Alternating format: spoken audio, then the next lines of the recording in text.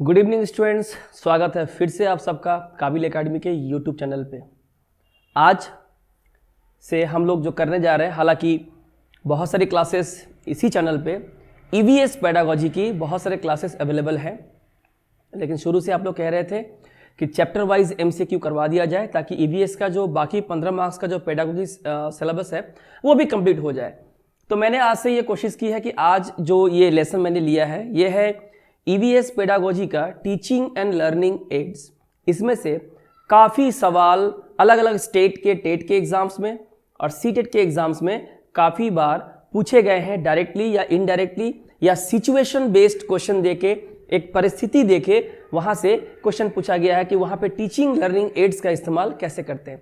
Teaching learning ads का मतलब होता है कि टीचिंग में और लर्निंग में शिक्षक जो पढ़ाते हैं और जो अधिगम यानी कि लर्निंग की जो क्रिया होती है, ये एक एजुकेशनल प्रोग्राम है, लेकिन इसमें किस तरह से टेक्नोलॉजी यानी तकनीक को इंटीग्रेट करके टीचिंग और लर्निंग के प्रोसेस को काफ़ी इफेक्टिव बना दिया गया है ताकि बच्चे का कॉग्निटिव, एफेक्टिव और जो साइकोमोटर है, ये तीनों डोमेन जो है बहुत अच्छी तरह से काम कर सके। बच्चों का जो पांचों सेंस ऑर्गन है, पूरा बॉडी का जो साइकोमोटर है, ये पांचों टीचिंग लर्निंग एड्स के द्वारा उस क्लास में दिए गए एजुकेशन में, पूरे साल भर में दिए गए करिकुलम को समझने में और असेसमेंट में, एवल्यूएशन में अच्छा करने में काफ़ी हेल्पफुल होता है। और एनसीएफ 2005 भी यही कहता है कि हमें टेक्नोलॉजी को एजुकेशनल प्रोग्राम के साथ पूरे साल भर का जो होता है उसके साथ इंटीग्रेट करना चाहिए ताकि एजुकेशन को काफ़ी आसान, इंटरेस्टिंग और एंटरटेनमेंट बनाया जाए। तो इसलिए टीचिंग लर्निंग एड्स चैप्टर के ऊपर मैंने कुछ क्वेश्चंस लेके आए हैं, बहुत ही अच्छा। इससे आपका चैप्टर भी क्लियर हो जाएगा, आपको चैप्टर अलग से पढ़ने की बिल्कुल ज़रूरत नहीं है, आपको ऐसा फील ही नहीं होगा कि आपको चैप्टर पढ़ने की ज़रूरत थी। तो चलिए शुरू करते हैं आज का ये पहला क्लास। और मेरे जवाब देने से पहले मैं चाहूँगा कि मैं तो जवाब दूंगा ही, 4-5 सेकंड समय दूंगा, उसी 4-5 सेकंड में आपको इन सवालों के जवाब लिख लेने हैं, मुझे बताने हैं कि आपको इतने क्वेश्चंस में कितने मार्क्स मिले हैं। ठीक है, तो चलिए शुरू करते हैं आज का क्लास। सबसे पहला सवाल है, आप स्क्रीन पे देखिए,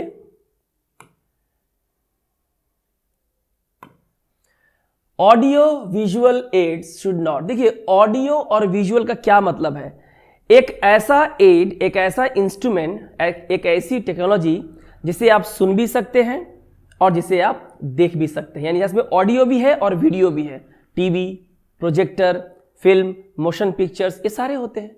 तो ये जो है ऑडियो विजुअल एड्स जो होते हैं, जो पढ़ाई में मदद करते हैं, ये शुड नॉट, नहीं होने चाहिए। अब देखिए, जैसे भी एग्जाम में आपको ये सवाल आया शुड नॉट, नहीं होने चाहिए, तो इन चारों में से एक आंसर होगा। अब वो आंसर देखिएगा हमेशा नेगेटिव होगा। जो नेगेटिव होगा आपका सवाल का उत्तर वही होगा, भले ही आपने चैप्टर कभी भी जीवन में नहीं पढ़ा हो, लेकिन सवाल कहता है क्या नहीं होना चाहिए। ऑडियो विजुअल एड तो पढ़ाई में मदद करता है, तो ये क्या नहीं होना चाहिए, कुछ ऐसा होगा जो नेगेटिव होगा, और नेगेटिव का भी आंसर नहीं होगा। चलिए पढ़ते हैं। Be helpful in achieving objectives of teaching. Teaching करने के जो उद्देश्य है इसको पूरा करने में मदद करे, पॉजिटिव बात है। Be attractive and full of illustrations. Audio visual aids जो होते हैं काफी आकर्षणीय और पिक्चर्स, इलास्ट्रेशंस, एग्जाम्पल से भरे हुए हों। डिस्टर्ब द चाइल्ड मेंटली, बोल रहा है कि बच्चों की मानसिकता को परेशान करे, मानसिक रूप से बच्चों को परेशान करे। Make learners interested towards learning. जो लर्नर्स हैं, जो सीखते हैं, लर्निंग की जो प्रक्रिया है, जो अधिगम और सीखने की प्रक्रिया है, उसमें बच्चों की रुचि बढ़ जाए। इसका आंसर मुझे लगता है आप लोगों ने कर लिया होगा, है कि नहीं। तो सवालों को जब आप ठीक से पढ़ते हैं ना, तो जवाब देने में मजा आ जाता है। पूछा है ऑडियो विजुअल एड्स को क्या नहीं होना चाहिए, तो क्या नहीं होना चाहिए, आपका नेगेटिव आंसर कौन था, डिस्टर्ब द चाइल्ड मेंटली। अरे ऑडियो विजुअल एड्स ऐसा कभी भी नहीं हो जिससे बच्चा मानसिक रूप से परेशान हो जाए। आज देखिए बच्चे जो है ऑडियो विजुअल एड्स मोबाइल का घर में इस्तेमाल करते हैं, रील्स वगैरह देखने के लिए, वीडियोस देखने। छोटे से छोटे बच्चे, 2 साल के, 2.5 साल के, 3 साल के जो बच्चे हैं, जो बच्चे चल नहीं पाते, वो भी माँ की लोरी तो छोड़ ही दीजिए, वो रील्स वगैरह देखते हैं, कार्टून यूट्यूब पे देखते हैं।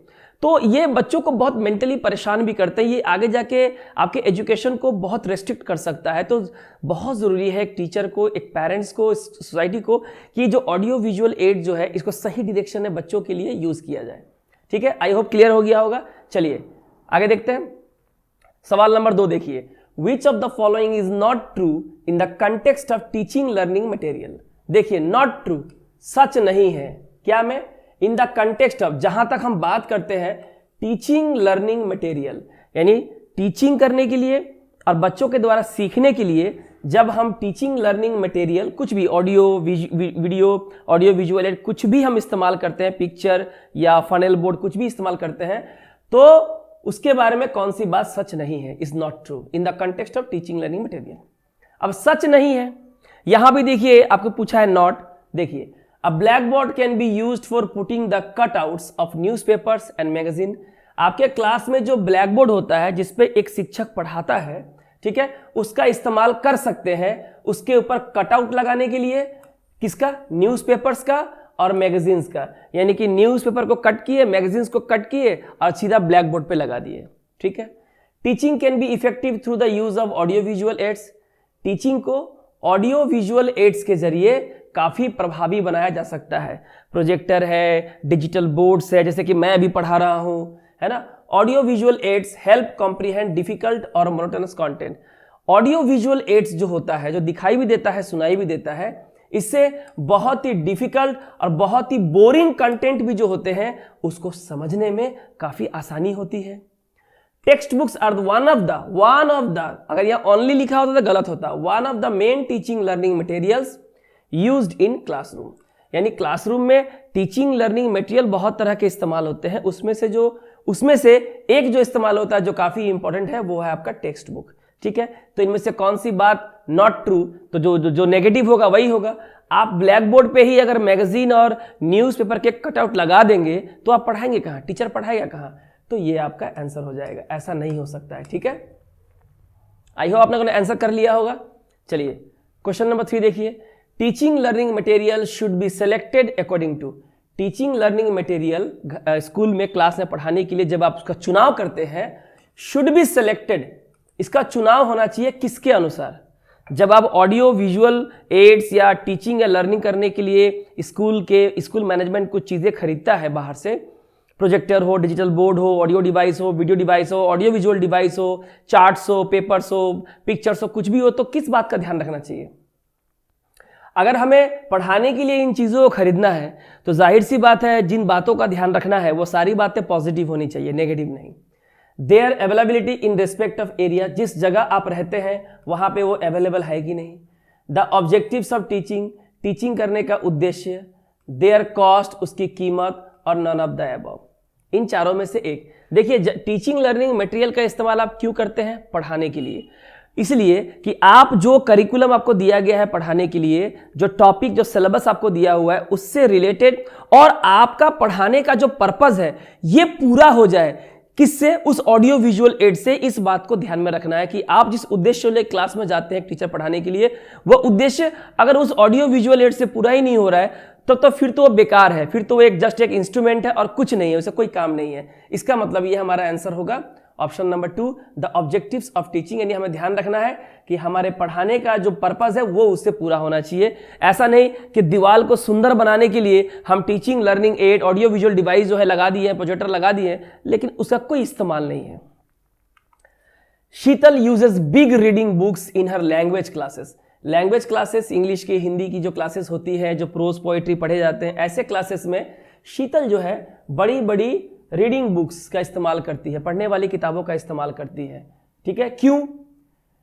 To use these illustrated colourful books for reading together, मैंने साथ साथ पढ़ने के लिए जो काफी रंगीन इलास्ट्रेटेड एग्जाम्पल्स दिए हुए किताब है उनको यूज करने के लिए।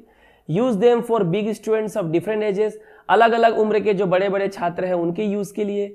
Allow students to read at home, घर में पढ़ने के लिए। Ensure books carry a lot of information, या बहुत सारे इंफॉर्मेशन कैरी करते हैं इसलिए। तो इन सवाल का जवाब क्या होगा जरा बताइए फटाफट।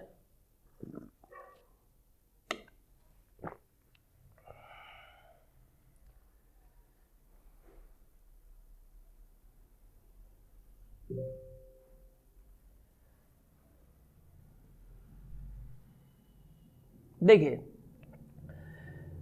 घर वाला सवाल है नहीं। Ensure books carry a lot of, books में तो इन्फॉर्मेशन होते ही है, कोई बड़ी बात नहीं है। Use these illustrated colourful books यहाँ खाली बोला है बिग रीडिंग बुक्स, ठीक है, for reading together and use them for big story. देखिए अलग अलग उम्र के लोगों के लिए अलग अलग तरह की बड़ी बड़ी किताबें आती हैं जो उनके उम्र के हिसाब से अप्रोप्रिएट मानी जाती है, तो हमारा आंसर होगा ये वाला, ठीक है। Suresh a teacher of young learner, Suresh जो बच्चों को पढ़ाते हैं, provides them with opportunities to play with clay water and sand so as to, तो वो बच्चों को मिट्टी से, पानी से और बालू के साथ खेलने का मौका देते हैं कि जाओ खेलो प्राइमरी सेक्शन में या प्री प्राइमरी सेक्शन में, कि खूब खेलो। वो ऐसा क्यों करते हैं? तो जाहिर सी बात है कुछ पॉजिटिव बात होगी, तो जो नेगेटिव होगा वो आपका आंसर नहीं होगा। Please them and make them happy, उन्हें खुश करने के लिए। अरे भाई खुश करने के लिए आप, ये तो नहीं है कि पढ़ाई बंद करके सब कुछ करने दोगे, तो नहीं हो सकता है। Dirty their hand so that they may learn to wash them, उनके हाथ गंदे हो जाए ताकि वो हाथ साफ कर दे।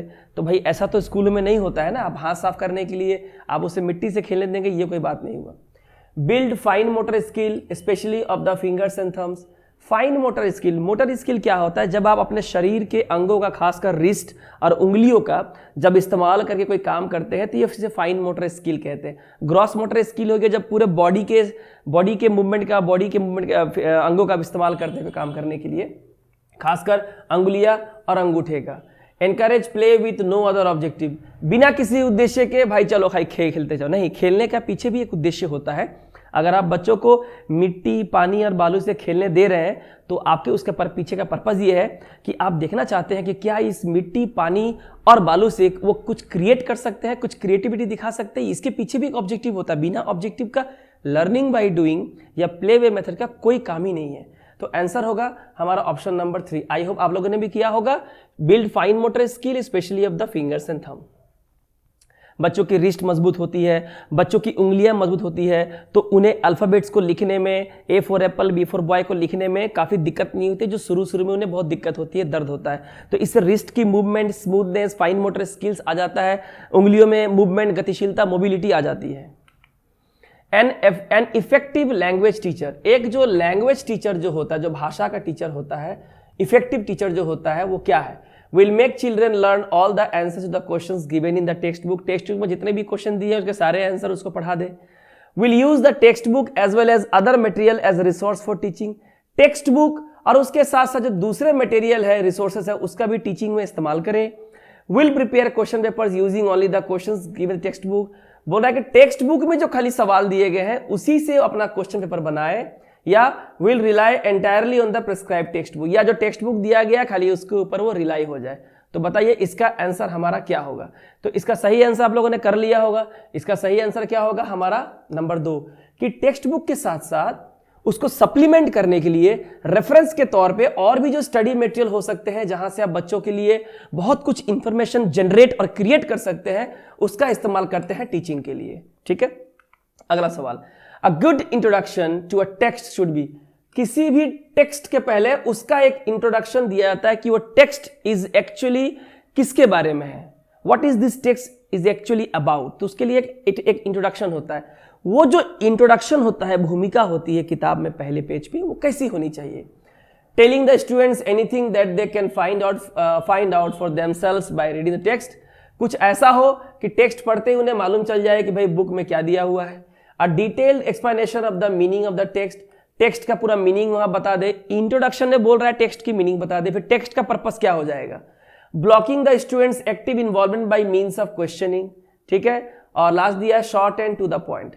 देखिए जो इंट्रोडक्शन होता है किसी भी टेक्स्ट में, पहले जो इंट्रोडक्शन दिया रहता है, आप लोग इसका आंसर करें, मैं एक्सप्लेन कर देता हूं कि जो भूमिका दी हुई होती है वो भूमिका एक्चुअली कोई पढ़ता नहीं है, कोई नहीं पढ़ता है कि what is this book is all about, बहुत छोटा होता है। देखिएगा भूमिका 10 पेज की, 2 पेज की नहीं होती है, 1 पेज से भी कम की होती है इंट्रोडक्शन, बहुत शॉर्ट होती है, टू द पॉइंट होती है, और उससे पढ़ के हमें यह पता चल जाता है कि what is this text or book is all about that you are going to read or study in the whole year of your class, ठीक है ना। तो किसके बारे में है, उसमें क्या है, नहीं है, तो इसे शॉर्ट होना चाहिए और बिल्कुल टू द पॉइंट होना चाहिए, ये आपका आंसर हो जाएगा।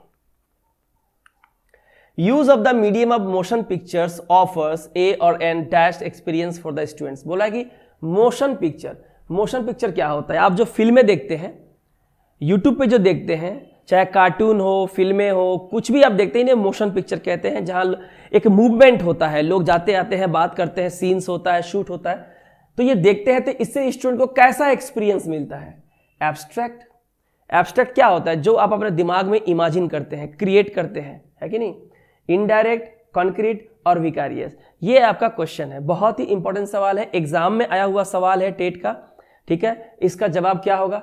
इसका सही जो जवाब होगा मैं दे दूं, इसका सही जवाब होगा विकारियस। क्या होगा?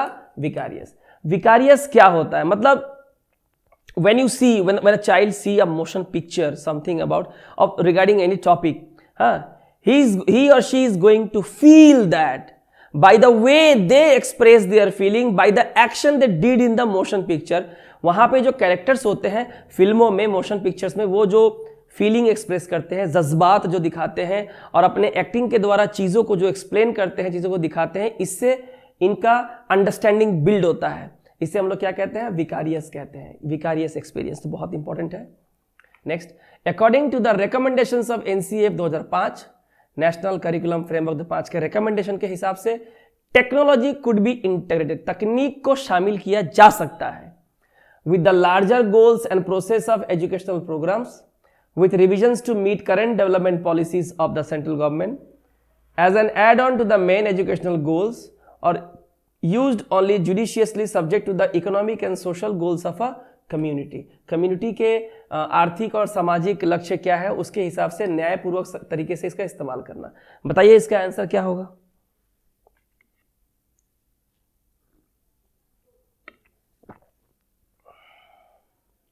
ठीक है, तो हमें नेगेटिव आंसर यहां पे नहीं देना है, ठीक है? यहां बोला है इसका जो सही जवाब होगा ये होगा हमारा option number 1, with the larger goals and processes of educational programme.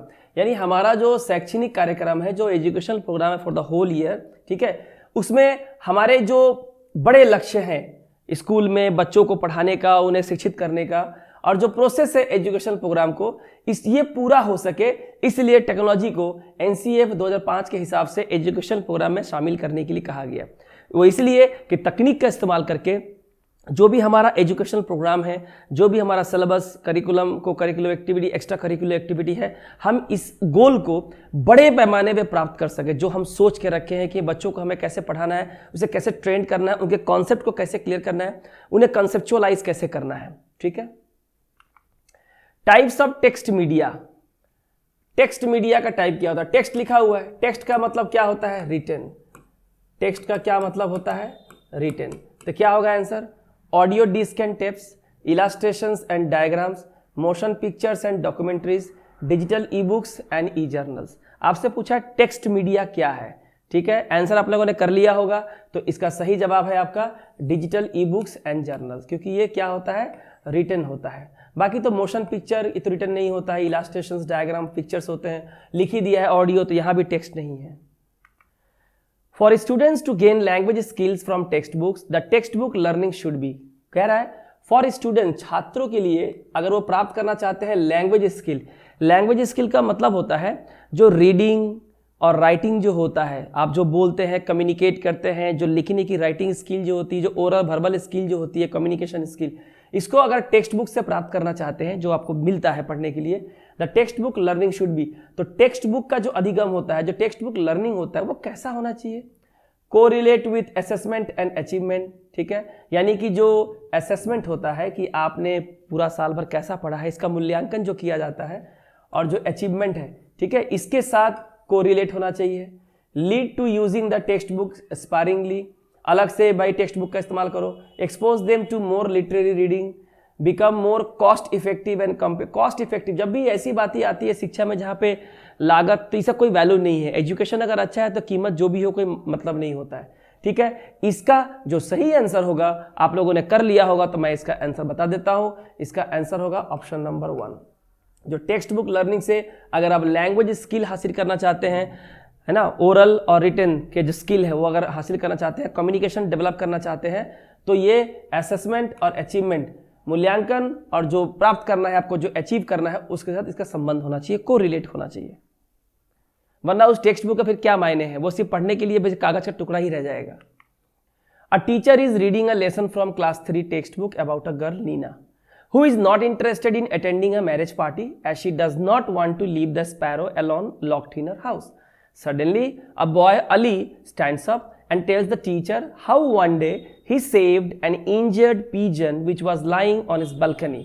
Ali's reaction to the story can be described as, एक टीचर जो है क्लास 3 का एक टेक्स्ट बुक है जो एक लड़की के बारे में है नीना, वहां से एक कहानी पढ़ रहे थे और बता रहे थे कि कैसे नीना एक शादी की पार्टी में जाने में उसे कोई रुचि नहीं थी, वो नहीं जाना चाहती थी क्योंकि वो अगर वो शादी में चली गई तो उसके घर में जो स्पैरो है, जो गौरैया पक्षी है, वो अकेली हो जाएगी, उसको देखने वाला कोई नहीं होगा, तो घर पे उस पक्षी को अकेला छोड़ के वो मैरिज पार्टी नहीं जाना चाहती थी। ऐसा टीचर पढ़ रहे थे।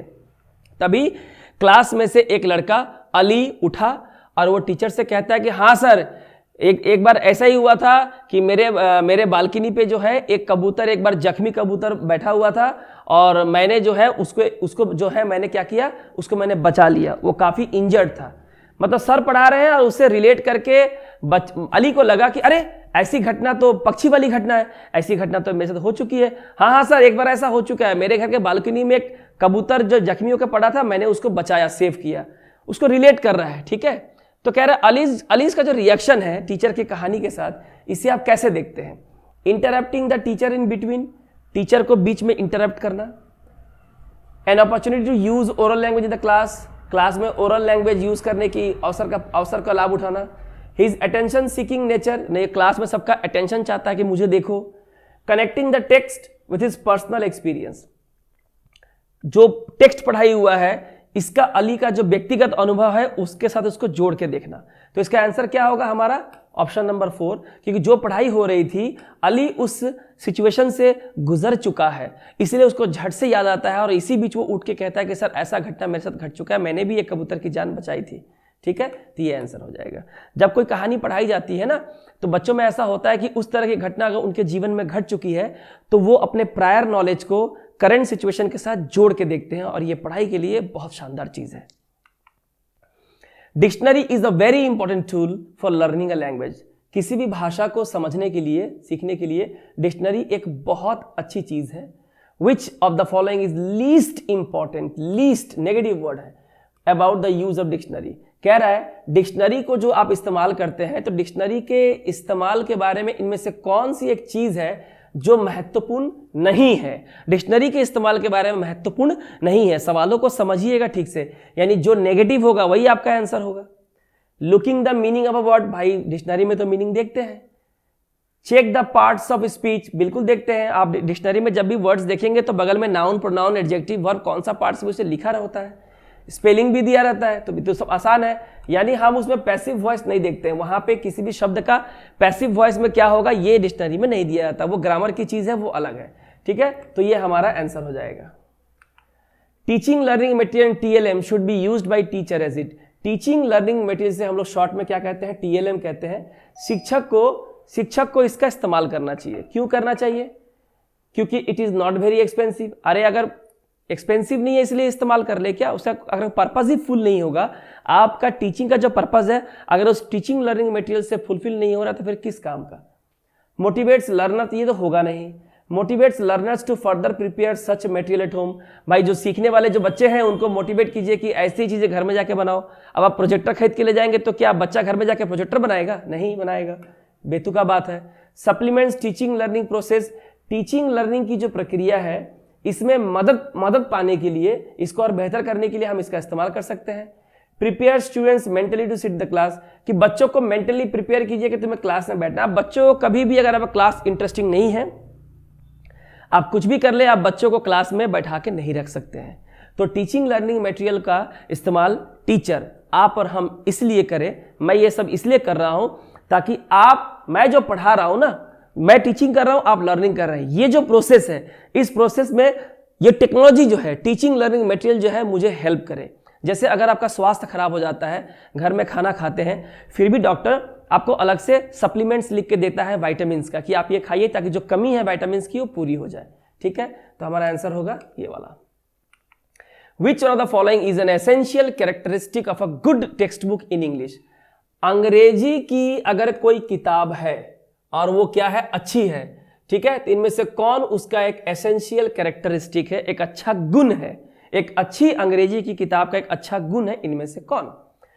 The maximum number of textual exercises should be given to practice at the end the lesson. हर लेसन के खत्म होने के बाद बहुत सारे एक्सरसाइज होने चाहिए। तो एक लेसन खत्म हुआ और मैंने पूरा 10 पेज का मैंने एक्सरसाइज डाल दिया, तो इससे क्या किताब अच्छा हो जाता है? अगर उसका कोई आपके लर्निंग से कोई लेना देना ही नहीं है, बिल्कुल नहीं, ठीक है। Every lesson should have a proper introduction at the beginning and the conclusion eight the and. Her lesson का एक प्रॉपर इंट्रोडक्शन हो शुरू में कि वो lesson is what is this lesson is all about, और अंत में क्या हो, उसका कंक्लूजन हो कि व्हाट हैव यू लर्नड, आपने क्या सीखा, है ना। It should be based on the guiding principles of curriculum and syllabus. कह रहा है कि हमारा जो करिकुलम है, जो सिलेबस है, उसके हिसाब से होना चाहिए। अगर उसके हिसाब से हो, लेकिन अगर आपके टीचिंग ऑब्जेक्टिव और लर्निंग ऑब्जेक्टिव चाइल्ड सेंटर्ड अगर ना हो, तो फिर इस किताब का सिलेबस का क्या फायदा है? इसलिए आप देखते हैं ना कि अलग अलग बोर्ड का समय समय पे जब वो ऑब्जेक्टिव फुलफिल नहीं होता है, तो बोर्ड अपने बुक के सिलेबस को चेंज कर देता है। Know difficult word should be given in the negative word है। बोला प्राइमरी लेवल पे आप कोई डिफिकल्ट वर्ड मत दीजिए, ये कोई बात नहीं हुआ, चीजें कोई डिफिकल्ट नहीं होती है, पढ़ने और पढ़ाने का तरीका अलग अलग होता है। तो इसका आंसर होगा ऑप्शन नंबर 2। हर लेसन का एक अच्छा इंट्रोडक्शन होना चाहिए बिगिनिंग में, और अंत में उसका अच्छा कंक्लूजन होना चाहिए। Which one of the following is an essential characteristics of a good textbook in English? तो हमने भी किया था, आई थिंक क्वेश्चन रिपीट हो गया है, ठीक, कोई बात नहीं है। Which of the following is not a form of literature? इनमें से कौन लिटरेचर नहीं है, साहित्य नहीं है, जो लिखा होता है ना, साहित्य नहीं है। ट्रैवलॉग, कहीं ट्रैवल करते हैं तो उसका ब्लॉग आप लिखते हैं कुछ भी मैगजीन वगैरह में, तो ये तो लिटरेचर है। वन एक्ट प्ले, जो नाटक होता है, ठीक है। उसके बाद आपका मीमोयर, जो एक जीवनी जो आप लिखते हैं, ये भी होता है। डिक्शनरी नहीं हो, डिक्शनरी कोई लिटरेचर नहीं है, ठीक है, डिक्शनरी कोई लिटरेचर नहीं। बाकी ट्रैवलॉग, वन एक्ट प्ले, मीमोयर, जो एकांकी नाटक होता है, ये भी तो लिखा रहता है, नाटक तो बाद में होता है। Which of the following is true in the context of teaching learning material? जहां तक TLM का सवाल है, तो इसके संदर्भ में कौन सी बात सच है? सच है तो पॉजिटिव होगी, नेगेटिव वाले आउट हो जाएंगे। और यहां मैंने कुछ पिक्चर दिए गए हैं, ये जो पिक्चर आप देख रहे हैं, जहां पे इस तरह से काट के बोर्ड पे लगाया जाता है, क्या बनाने के लिए? फ्लैनेल बोर्ड बनाने के लिए, और उस पर कुछ तस्वीरें चिपकाई जाती हैं, जैसे कि आप देख रहे हैं वाइल्ड लाइफ की तस्वीरें यहाँ चिपकाई गई है। तो कौन सी बात सच है? Photos and charts enable students to use their sense of sight and hearing to learn in the class. कहते हैं फोटोज एंड चार्ट्स को तो आप देख सकते हैं, हियरिंग कहां से होता है? इसमें तो हियरिंग होता ही नहीं है, ये तो होगा नहीं। फिल्म्स आर ओनली, जब भी ओनली लिखा रहेगा नहीं होगा, याद रखिए। मैंने पहले भी अपने क्लासेस में बोला कि बहुत सारे टेक्निक ऐसे हैं पढ़ने का जो आसानी से आपको आंसर दे देगा। एलिमिनेट कर दीजिए एक्सेप्शन को। बोला फिल्म ही जो है ओनली सोर्स है मनोरंजन का और एजुकेशन वैल्यू का, और उसका एजुकेशन का वैल्यू नहीं होता है, बोल रहा है, नेगेटिव बात है। Audio visual aids have no value in the teaching learning process. बोला कि ऑडियो विजुअल एड्स जो होता है, जैसे प्रोजेक्टर, टीवी, कंप्यूटर, इसका पढ़ने और पढ़ाने की क्रिया में कोई महत्व नहीं है, गलत बात है। Stories can be taught using pictures with the help of a flannel board. ये जो आप देख रहे हैं ना, ये एक स्कूल में लगाया जाने वाला फ्लैनेल बोर्ड है।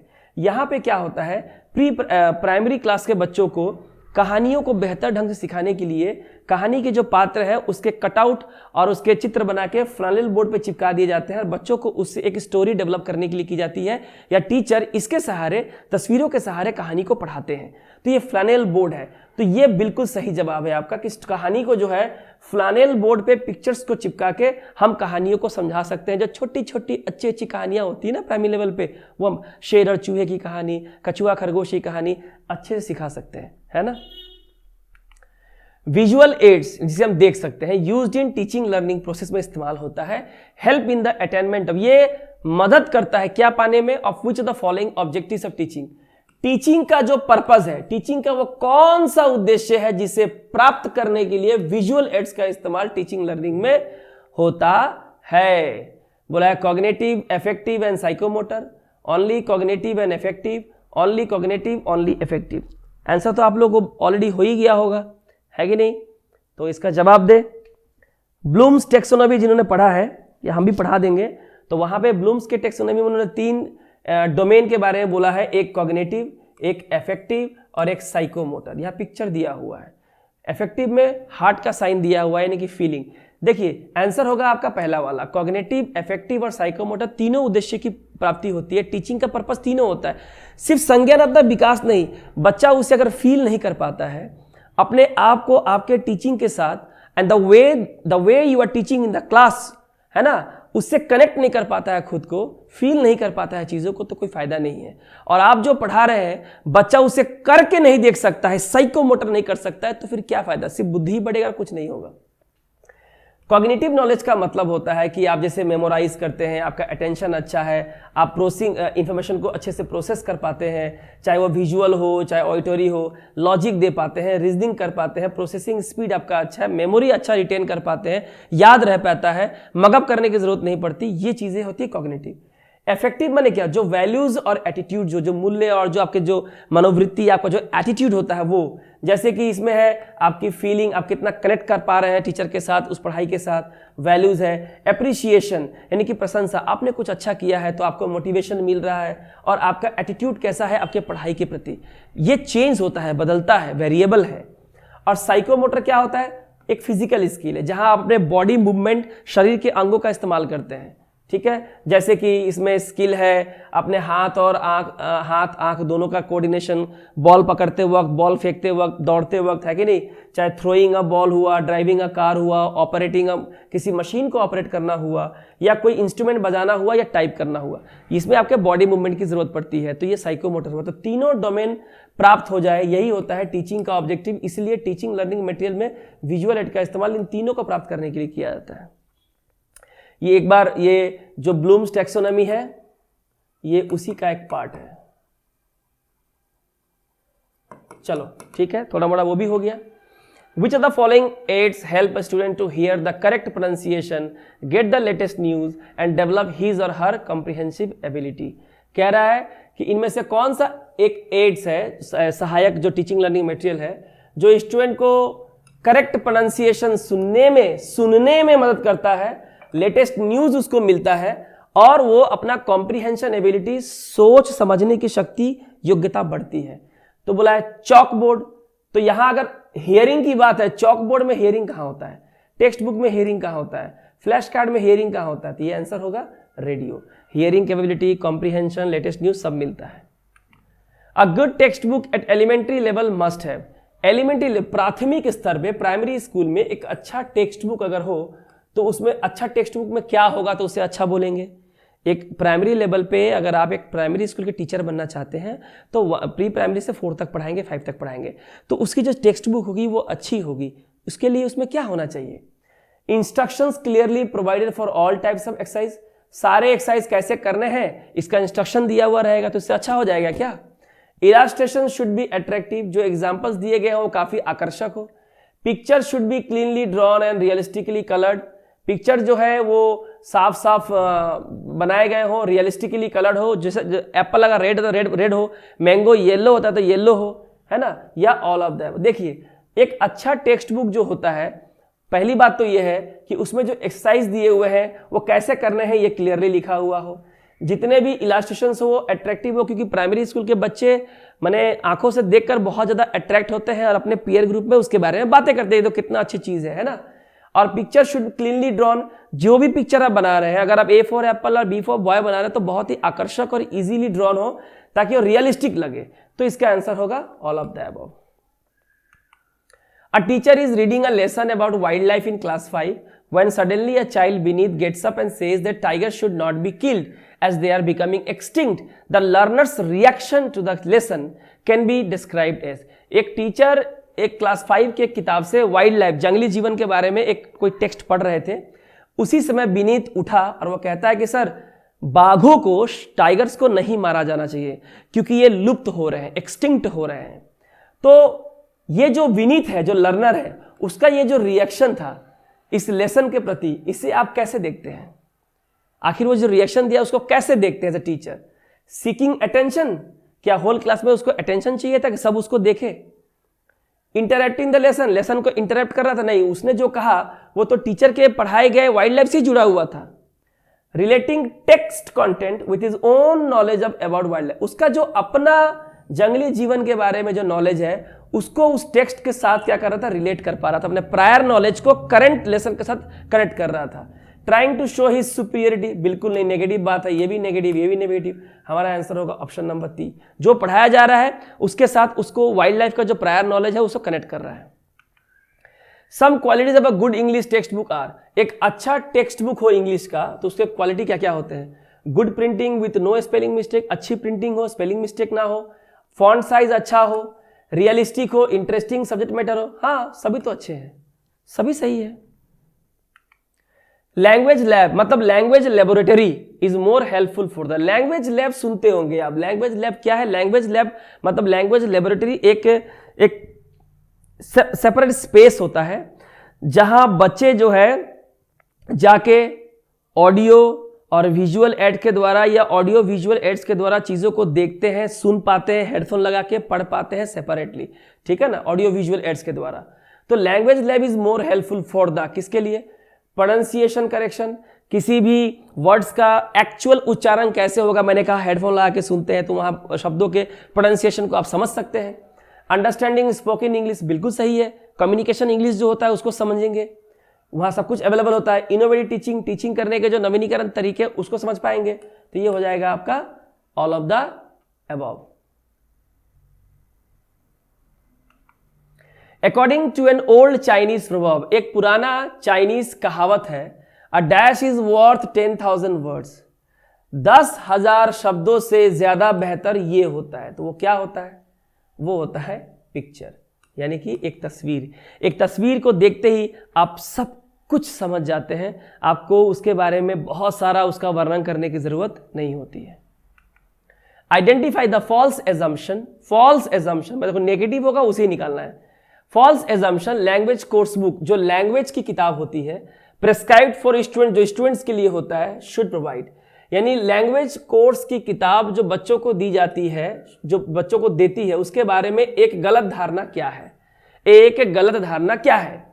Detailed lesson plan for the teacher, उसमें टीचर के लिए लेसन प्लान होते हैं। Suggested sequence of teaching procedure, teaching कैसे करना है उसकी प्रक्रिया के बारे में लिखा होता है। बैलेंस्ड प्रेजेंटेशन ऑफ इंफॉर्मेशन, जो भी इंफॉर्मेशन है, सूचना, उसको बैलेंस करके दिया जाता है, कैसे बच्चों को दिया जाए। Organised units of learning experience, जो लर्निंग एक्सपीरियंस होते हैं उसको अलग अलग यूनिट्स में, यूनिट 1, यूनिट 2, यूनिट 3, यूनिट 4 में किया जाता है। देखिए, किसी भी टेक्स्ट बुक की जो किताब होती है उसमें कभी भी लेसन प्लान नहीं होते हैं। लेसन प्लान एक ऐसा चीज है जो टीचर को सेल्फ प्रिपेयर करना पड़ता है ताकि उसको पढ़ाने में दिक्कत ना हो। तो लेसन प्लान बहुत जरूरी है, इस पे लेसन प्लान नहीं होता। एक फॉल्स एजम्पशन है कि उसमें लेसन प्लान होता है। The teacher's role is shifting from sage on the stage to guide on the side. Technology integration helps this process when teacher का जो रोल है वो सेज ऑन द स्टेज से गाइड ऑन द साइड, यानी आपका मार्गदर्शक। वो सिर्फ ऐसा नहीं है जो सिर्फ खड़े होकर साधु की तरह स्टेज पे बोलता है, ऐसा नहीं है, बल्कि आपके बगल में खड़ा होकर आपको राह दिखाता है। इसमें टेक्नोलॉजी को शामिल करने से इस प्रोसेस में कैसे हेल्प मिलती है? Systems store more data and administer test individual to students. Students actively search for and explore answer instead of receiving standard inputs. Easy retrieval of large quantities of stored data is used to facilitate preparation of notes, and assessment of students' online inputs is done quickly without supervision at any time. करें इसका answer?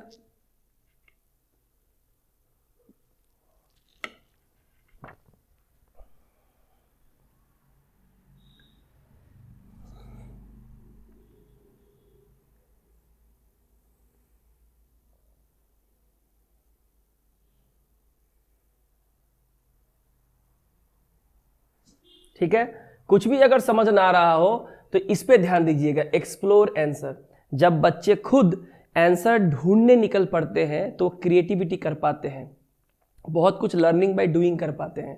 तो सही answer जो होगा वो ये है। कुछ ना कुछ ऐसे एक दो वर्ड्स दिए होंगे जो इतने अच्छे और पॉजिटिव होंगे और प्रैक्टिकल होंगे जो आपको आंसर दे देगा एग्जाम में। Motivation is an important factor, सही बात है। लैंग्वेज लर्निंग में अभिप्रेरणा यानी कि मोटिवेशन बहुत ही इंपॉर्टेंट फैक्टर है। For example in class 6 dash में भी डन, और एग्जाम्पल कह सकते हैं क्लास 6 में डैश कर सकते हैं। क्या कर सकते हैं?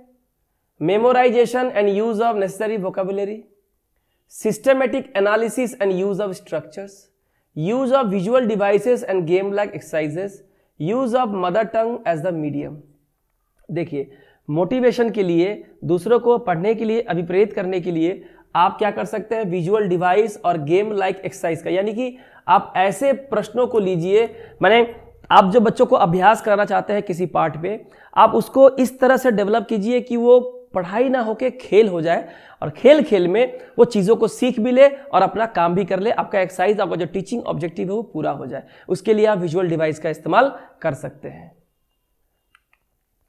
Chalkboard is a kind of, chalkboard, जो चॉकबोर्ड होता है वो क्या होता है, तो चॉकबोर्ड तो भाई उसमें ऑडियो तो होता नहीं है ना, और विजुअल भी बोला ऑडियो विजुअल नहीं होता है, प्रोजेक्टेड भी नहीं होता है, ऑडियो भी नहीं होता है, सिर्फ क्या होता है, विजुअल होता है।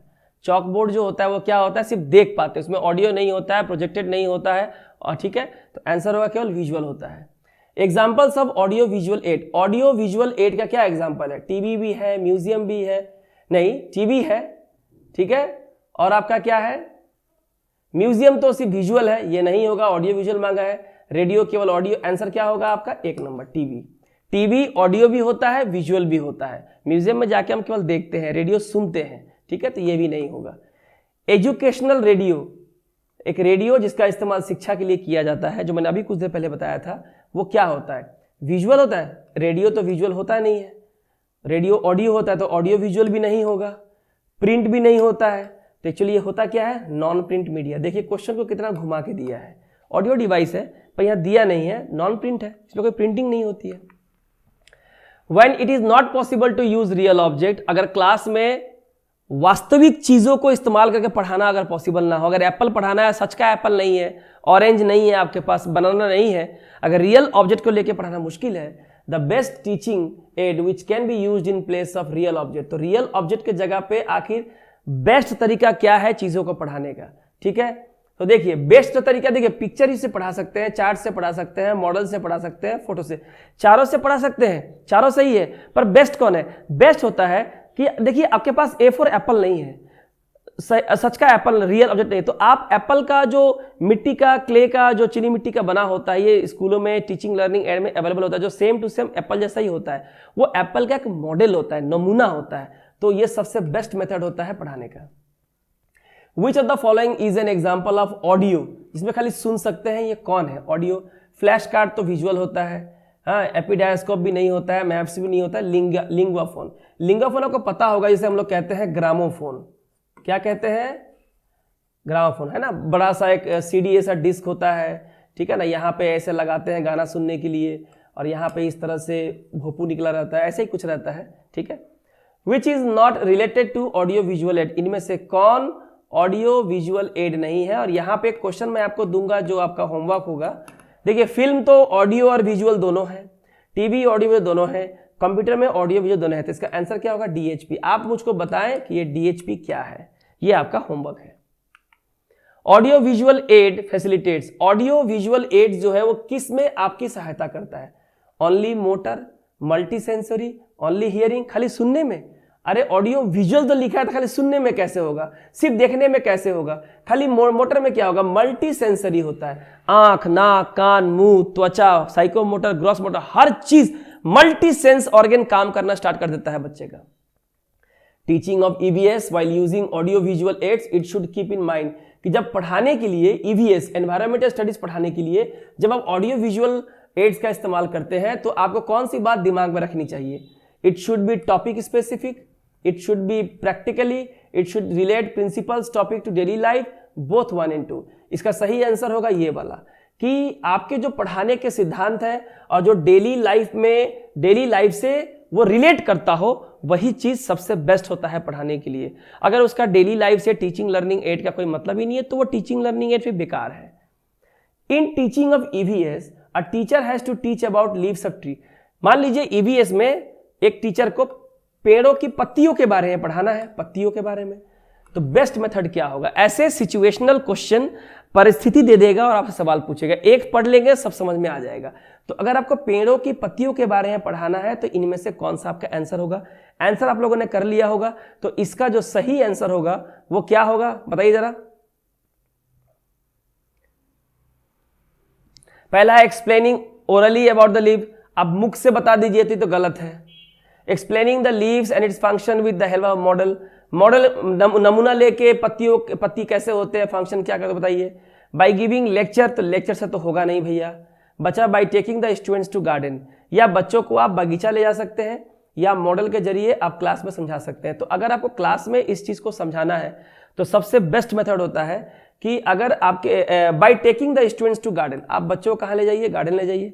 गार्डन लेने से क्या होगा, वहाँ पे जो अलग अलग तरह के पेड़ और पौधे हैं, तो वहाँ पे अलग अलग पेड़ों के पौधे की पत्तियाँ होती हैं और उसके डिफरेंस को, उसके शेप्स को, टेक्सचर को, कलर को बच्चों को खुद हाथ में देख के कंक्रीट तरीके से अपने फाइन मोटर स्किल से समझने में, उसको सेपरेट करने में, क्लासिफाई करने में मदद मिलती है। इससे बच्चों को क्लासिफिकेशन भी समझ आता है, ऑड मैन आउट समझ में आता है, उनका कॉग्निटिव, एफेक्टिव और साइकोमोटर स्किल तीनों काम करता है। तो देखा जाए तो ये भी सही है, ये भी सही है, ज़्यादा प्रैक्टिकल तो है, यही लगता है, लर्निंग बाय डूइंग से कहते हैं। As an EVS teacher if you decide to teach topic soil, आप एक ईवीएस के शिक्षक हैं और आपको मिट्टी के बारे में पढ़ाना है क्लासरूम में। Which type of teaching add, तो आप पढ़ाने के लिए जो टीचिंग एड आता है वो सबसे ज्यादा हेल्पफुल कौन सा होगा इस टॉपिक को पढ़ाने के लिए। कह रहा है सैंपल ऑफ वेरियस सॉइल्स, अलग अलग मिट्टियों के सैंपल ले लीजिए। Videos on different types of soil, मिट्टी पे जो वीडियो है वो दिखाइए। Visit to a farm house, बगल के फार्म हाउस में जाइए। या a chart full of pictures of different soil, या एक चार्ट बना लीजिए जहाँ पे अलग अलग सॉइल के पिक्चर्स हैं। आपको फटाक से ऐसा लगेगा कि क्यों ना फार्म हाउस चले जाए, तो फार्म हाउस में तो आपको हर तरह की मिट्टी तो नहीं मिलेगी। एक ही फार्म हाउस में पूरे देश प्रदेश की मिट्टी क्या मिल जाएगी, दोमट मिट्टी है, सैंडी सॉइल है, क्लेई सॉइल है, ब्लैक सॉइल है, रेगुड सॉइल है, सब तो नहीं मिलेगा। तो आप क्या कर सकते हैं कि मिट्टियों के जो अलग अलग सैंपल होते हैं ये लेके क्लासरूम में बच्चों को समझा सकते हैं कि ब्लैक सॉइल क्या होता है, क्लेई सॉइल क्या होता है, एलुवियल सॉइल क्या होता है, रेगुड सॉइल क्या होता है, सैंडी सॉइल क्या होता है, ये कर सकते हैं। और बच्चों को अपने घर के आसपास जो अलग तरह की मिट्टी है वो लाने के लिए भी कह सकते हैं एक मुट्ठी की देखो मिट्टी कैसी होती है। ये बेस्ट मेथड है। Use of audio visual ads helps in achieving the desired learning experiences in EVS. EVS में ऑडियो विजुअल एड का इस्तेमाल करने से जो लर्निंग एक्सपीरियंस होता है वो बहुत ही ज़्यादा अचीव हो जाता है। द मेन हिंड्रेंस, लेकिन इसमें जो मुख्य बाधा है in using them for teaching, EVS पढ़ाने के लिए ऑडियो विजुअल एड को जो इस्तेमाल करते हैं इसमें एक बाधा भी आती है। बाधा क्या आती है? Lack of training facility teachers. आपने प्रोजेक्टर ला दिया, डिजिटल बोर्ड ला दिया, टीच नेक्स्ट ला दिया, हर चीज़ प्रोवाइड कर दिया, लेकिन टीचर को ट्रेनिंग ही नहीं दिया, तो टीचर को तो पता ही नहीं है कि उनके पास जो टेक्नोलॉजी है वो यूज़ कैसे करें। ये भी सही है। Cost of audio visual ads, बात सही है, ऑडियो विजुअल एड्स का दाम ज़्यादा होता है तो बहुत सारे स्कूल इसको अफोर्ड नहीं कर पाते at the preliminary level. Failure of electricity, बिजली की अगर आपूर्ति नहीं है तो आपका काम नहीं करेगा, अगर बैकअप नहीं है तो तीनों बातें जो है इस बात में बाधा पहुंचाती है ईवीएस को जब पढ़ाते हैं teaching learning audio visual aids. ठीक है। In order to teach about various types of pulse, अगर आपको अलग अलग दालों के बारे में पढ़ाना है क्लासरूम में कि दाल अलग अलग कौन कौन से होते हैं, which type of teaching add और स्ट्रेटेजी शुड बी यूज, तो आप कौन सा टीचिंग सहायक क्रिया या चीजें या कौन सी पद्धति का इस्तेमाल करेंगे दाल के बारे में पढ़ाने के लिए। चार्ट्स पढ़ाएंगे, चार्ट्स तो कभी होगा नहीं। ठीक है। फ्लैश कार्ड में भी दाल की तस्वीरें होती है तो बच्चे सिर्फ देख पाएंगे, तो कॉन्क्रीट नहीं होगा नॉलेज। और टैप रिकॉर्डर, तो टैप रिकॉर्डर में क्या दाल पढ़ाएंगे, खाली सुनने में। ये हो जाएगा रियल ऑब्जेक्ट। आप कह सकते हैं कि बच्चे अपने अपने घर से जो जो दाल है एक एक मुट्ठी घर से थोड़ी थोड़ी लेके आए, क्लास में उसको सैंपल वाइज अलग से रख के उसको पढ़ा सकते हैं। तो रियल ऑब्जेक्ट जो होता है बहुत अच्छा तरीका होता है पढ़ाने के लिए और इजीली अवेलेबल है, हर कोई अपने घर से एक दाल तो ला ही सकता है। Teaching ads make an EVS lesson interesting for learner. EVS का लेसन बहुत इंटरेस्टिंग हो सकता है अगर टीचिंग एड का इस्तेमाल किया जाए फॉर लर्नर्स, लेकिन कब? यदि it is according to their age and level of understanding, उनके उम्र के हिसाब से हो और वो जितना समझ पाए उस हिसाब से हो। Only costly materials are use, भाई खाली महंगे सामान यूज करो। They are in the mother tongue, mother tongue में होना चाहिए, कोई जरूरी नहीं है। Used very regularly in the learning process, learning process में लगातार इस्तेमाल हो रहे हो, बिल्कुल नहीं। अगर बच्चों की उम्र और उसके लेवल ऑफ अंडरस्टैंडिंग के हिसाब से अगर टीचिंग एड नहीं है तो आपका ईवीएस पढ़ाना बिल्कुल बेकार हो जाएगा, बच्चे सीख ही नहीं पाएंगे। तो इसका जो सही आंसर होगा, यहां पे 4 ऑप्शंस दिए गए थे। It is according to their age and level of understanding, ठीक है।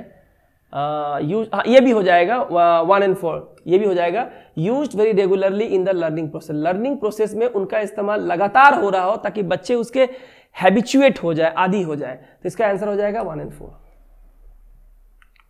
If a teacher does not use any kind of teaching aid while teaching in the classroom, how will it affect his or her teaching? एक शिक्षक जब वो EVS की class ले रहा है प्राइमरी लेवल पे और वो अपने पढ़ाने के दौरान किसी भी टीचिंग एड का इस्तेमाल नहीं करता है, audio device, visual device, audio visual device, charts, किसी का भी इस्तेमाल नहीं करता, तो इससे उसकी जो टीचिंग का जो प्रोसेस है कैसे इफेक्ट होगा। ठीक है, चूज द करेक्ट ऑप्शन, सही ऑप्शन चूज करना है। It makes students passive and uninterested in studying, बोलता है इससे बच्चे जो है पैसिव हो जाएंगे, एक्टिव नहीं रहेंगे और पढ़ने में रुचि नहीं होगी। It is not necessary as a good teacher can make the lesson effective without use teaching aid, जरूरी नहीं है क्योंकि अच्छा टीचर बिना टीचिंग एड के भी अपनी पढ़ाई को रुचिकर बना सकता है। It is advantageous to a teacher as he और she can escape from the arrangement of teaching aid, बोलता है कि टीचर के लिए अच्छा है क्योंकि उनको इनका अरेंजमेंट नहीं करना पड़ेगा। It affects the learning domains of students by bringing down there learning rate. देखिए लर्निंग डोमेन यानी कि एक होता है कॉग्निटिव, एक होता है अफेक्टिव, एक होता है साइकोमोटर, जो मैंने पढ़ाया था। ये बहुत जरूरी है। एक टीचर अगर प्राइमरी लेवल पे छोटे छोटे बच्चे जिनकी लेवल ऑफ अंडरस्टैंडिंग और उम्र उस लेवल की नहीं होती जो बड़े बच्चों की होती है कि चीजों को एब्स्ट्रैक्ट समझ सके, वहां अगर आप एक जर्मिनेशन ऑफ सीड, एक बीज कैसे अंकुरित होता है, पौधा कैसे रोपा जाता है, इसको अगर आप करके नहीं दिखा सकते हैं, आप टीचिंग लर्निंग एड का इस्तेमाल ही नहीं करते, बच्चे का संज्ञानात्मक विकास, इफेक्टिव विकास और साइकोमोटर विकास बिल्कुल नहीं हो पाता है। तो ये होगा इसका answer. The audio visual aids are useful in teaching, teaching में ऑडियो विजुअल एड्स बहुत ही उपयोगी है। कैसे? It helps in learning and understanding permanently, सीखने में और परमानेंटली चीजों को समझने में हेल्प करता है। Students remain more active and learn the lesson easily, बच्चे ज्यादा एक्टिव होते हैं, लेसन को आसानी से सीखते हैं। Lesson becomes interesting, lesson interesting हो जाता है। It decreases the understanding level of the students. ठीक है, तो ये बच्चों की जो अंडरस्टैंडिंग लेवल है उसको लो कर देता है। तो बोला है कि the audio visual aids are useful in teaching, as useful होता है। तो कौन सी बात सही है इसमें? जो सबसे, देखिए ऊपर के ये तो गलत हो जाएगा, नेगेटिव बात है, हटा दीजिए इसको। लेसन बिकम इंटरेस्टिंग सही है, ज्यादा एक्टिव रहते हैं, लेसन को आसानी से समझते हैं। It helps in learning and understanding, ये चीजों को सीखने और परमानेंटली चीजों को याद करने में ज्यादा मददगार साबित होते हैं। पौधों को, बीज को बोकर और उसके जर्मिनेशन के प्रोसेस को ऑब्जर्व करके मिट्टी की क्वालिटी को समझते हैं, पेड़ों को समझते हैं, ट्विक्स को समझते हैं, सीड को समझते हैं, ये जिंदगी भर याद रहता है, ज्यादा एप्रोप्रिएट है। लेकिन इस सवाल में अगर पूछता ना कि कौन सी बात इनमें गलत है, तो ये तीनों सही होते, ये हमारा आंसर होता। ठीक है, तो यहां पे तो दिया हुआ है 3 ऑप्शन है हमारे पास, तो 1 नंबर, 2 नंबर, 3 नंबर। ठीक है, यहां पे दिया है पहला वाला 1 और 4, 2 और 4, 1, 2 और, अच्छा ऑप्शन यहां पे दिया हुआ है तो हम यहां से चूज कर लेते हैं कौन कौन सा है। ठीक है, देख लीजिए यहां पर तो 1, 2, 3 तीनों ही है, ये 4 नंबर यहां नहीं होगा, ये 1, 2, 3 हमारा आंसर। ठीक कर लीजिएगा, ये हमारा आंसर हो जाएगा 1, 2 और 3। Which one of the following is not relevant in respect of selection of correct teaching aids? जब आप सही टीचिंग एड का चुनाव करते हैं तो कौन सी बात रेलेवेंट नहीं है? रेलेवेंट नहीं है, इररेलेवेंट है। It should B child centred, हाँ भाई बच्चों को ध्यान में रख के ही तो आपको टीचिंग एड खरीदना है। It should be simple and easy, हाँ। It need not have specific educational value, हो सकता है कि उसकी कोई एजुकेशनल वैल्यू ना हो, क्योंकि बहुत सारी चीजें ऐसी होती हैं, हम फिल्में देखते हैं लेकिन क्या आपको तो पता ही है ना कि फिल्मों के कई सीन का इस्तेमाल वर्ड मीनिंग को समझाने के लिए किया जाता है, ये सब आप लोग जानते हैं, है कि नहीं? तो they should be sync with the help being, तो ये हमारा नहीं होगा आंसर।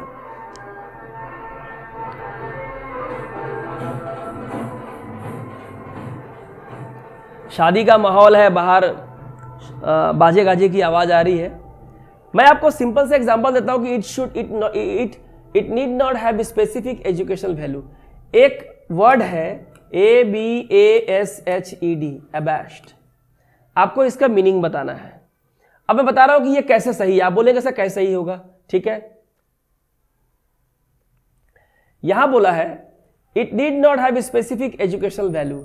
एजुकेशन वैल्यू ना हो मतलब जैसे कि मान लीजिए एक सवाल था, एक फिल्म है हम दिल दे चुके सनम, जिसमें सलमान खान है, अजय देवगन है, ऐश्वर्या राय है। वहाँ पे एक सीन है जहाँ ऐश्वर्या राय एक मंदिर में सलमान खान के साथ जो है गले मिल जाती है, और जैसे ही वो गले मिलती है पीछे से उसके फादर जो संगीतकार होते हैं वो देखते हैं, है ना, और वो नंदनी, शायद उसके नाम नंदनी है, नंदनी कह के गुस्से चिल्लाते हैं। तब ऐश्वर्या राय को ख्याल आता है कि मेरे पिताजी ने सलमान खान से गले मिलते हुए मुझे देख लिया, और इस बात से ऐश्वर्या जो है वो शर्मिंदा हो जाती है कि मुझे देख लिया गले मिलते हुए।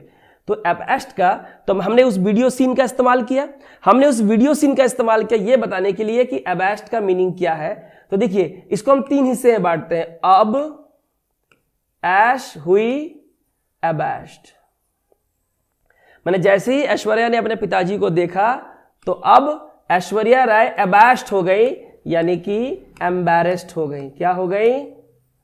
एम्बैरेस्ड हो गई, यानी कि शर्मिंदा हो गई। तो इस तरह से आपको एबैश्ड का मीनिंग जिंदगी भर याद रहेगा।